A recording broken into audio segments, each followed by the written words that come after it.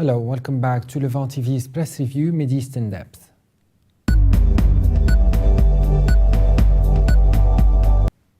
An article in the Syria Times looks at the US ambassador in Syria and his role in the crisis.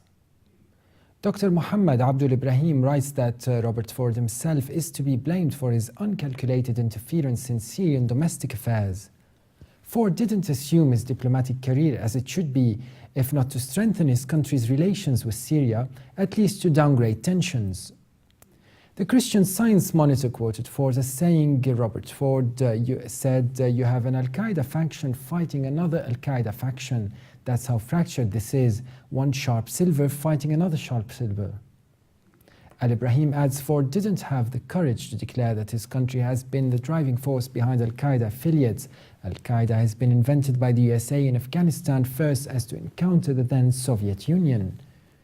According to the article, the US ambassador has said Assad has assured the Syrians that he will run for presidential elections scheduled for June. That can't happen, Ford said. And Al-Ibrahim says President Assad has never been one of your puppets, and that is why you are waging a merciless war against his country. According to the Daily, Mr. Ambassador, Robert Ford was quoted saying, Assad's Alawite support base is much shakier than it appears. Al-Ibrahim responds, Ford doesn't understand Islam apart from the Wahhabi brand of treason. Alawite as a word is derived from Ali, Prophet Muhammad's cousin. Thus, all Muslims who indeed respect Prophet Muhammad should respect Ali, and every Muslim is naturally an Alawite. The opinion piece ends by saying Ford has failed in destroying Syria, controlled only by the Syrians and their hero army and security defense forces. And now moving on to Beirut, where a piece in the Daily Star looks at President Michel Suleiman's stance toward Hezbollah, seen as a very dramatic one in the president's last few weeks in office. The article starts by looking at the verbal spat between President Michel Suleiman and Hezbollah. It emerged over the weekend, although the development came as no surprise to anyone who has been following the efforts to draft the new cabinet's policy statement. The editorial says, since the situation in Lebanon is fragile at best, any political bump in the road can create more dangerous turbulence. In recent days and weeks, Suleiman has made it crystal clear he has strong views about how the policy statement should treat foreign policy and the priority that should be given to the Bouchra Declaration. Meanwhile, Hezbollah has shown its determination to include mention of the right to resistance in the new government statement, ignoring reservations some have about how this weakens the Lebanese state. The Daily Star adds, on one level, it isn't surprising to see Suleiman subjected to this level of criticism, since it often happens during the last few months of a sitting president's term. But it's also not surprising to see Hezbollah reverting to its usual rigid policy. The party under duress agreed to participate in Prime Minister Tamam Salam's cabinet, but Hezbollah believes its massive rocket arsenal and direct involvement in the Syrian war are isolated from all other domestic and regional factors. Furthermore, the paper says the tug-of-war over foreign policy has been ongoing since the Bouchra Declaration was unveiled in 2012, and the latest hardline stance taken by Hezbollah's stance only boosts the perception that it is satisfied with Lebanon's continued state of political paralysis. More importantly, the dispute has jeopardized hopes of the government winning confidence in parliament, and the writer ends by saying the clock is ticking. Joining us today from City University in London is researcher on Lebanese party politics, Bouchra Bouyoub. Thank you very much for joining us. Thank you, Carl. The article in the Daily Star reiterates Hezbollah's viewpoint that their domestic policy and regional policy, especially that of their involvement in the fighting in Syria, should be isolated from their participation in the new cabinet in Beirut. What do you have to say about that? Well, I'm not very sure about in which context this statement was released, but what I know is that the participation of Hezbollah in Syria cannot be read outside of what's happening either in Lebanon or the region. However, it is important also to remind that Hezbollah is actually the last actor to join the conflict in Syria. Even when they first intervened, it was in Qusayr, a town in the borders, which hosts 30,000 Lebanese. In the present government, however, there are other parties that are also involved in the war in Syria, noting, for instance, the Future Party that leads the March 14 bloc. And this is not a secret in Lebanon. So having a stalemate in Lebanon because of Hezbollah's involvement does not make any sense for any political reader of this region. Almost everyone in Lebanon is taking part. The question is which side. That's it.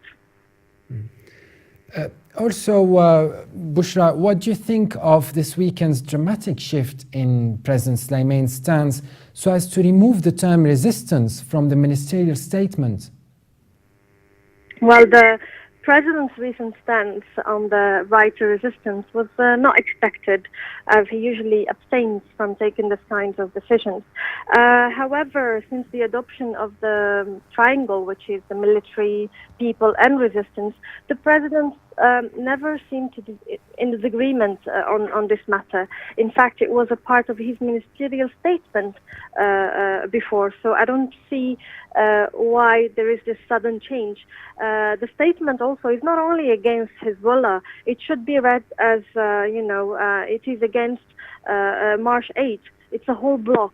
And we know that March 8 is also formed of Christians, Druze, Muslims. So there is a big chunk of Lebanese that are pro-resistance in Lebanon. And with regards, if we see the example of Hezbollah in particular, resistance is the essence of Hezbollah. Hezbollah cannot renounce to resistance. It's basically telling him telling the party not to exist, since the party was born from resisting the Israeli occupation in 1982. For sure. As we know of your, before we speak about your publication, you just mentioned the minorities and other factions from the Lebanese social fabric that might be pulled into this. Now, we know about your recent publication in Palgrave about the political entente between Hezbollah and the Free Patriotic Movement, which you see, you titled as a paradigm shift in Lebanese politics. Now, do you think of President Suleiman's shift this weekend might affect the paradigm shift that you wrote about? Well, President Suleiman is leaving in a few weeks. That's for sure. But I don't think if I have to go back to the alliance between Hezbollah and the Free Patriotic Movement, I don't think in any way it will be affected by this stance, by the president's stance, simply because the entente was signed back in 2006, and in fact is still effective and perhaps even stronger due to the 2006 war on Lebanon, the extremist movements in Syria and Lebanon and the region. So General Aoun knows the most that having a resistance force in the country is very important. In fact, himself and March 8 have been relentlessly trying to put together or put forward a strategy, a defense strategy for the country to incorporate Hezbollah's army inside the Lebanese institution, the Lebanese army.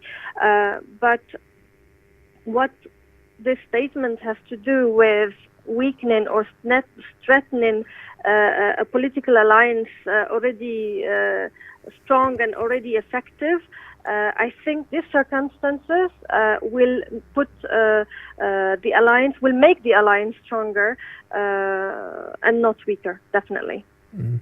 Thank you very much for joining us today. Bouchra Bouyoub, also media specialist in Middle East current affairs and socio-cultural matters. Thank you very much.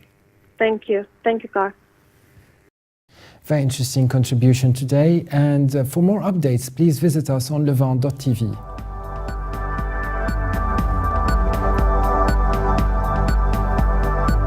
Thanks for watching and bye for now.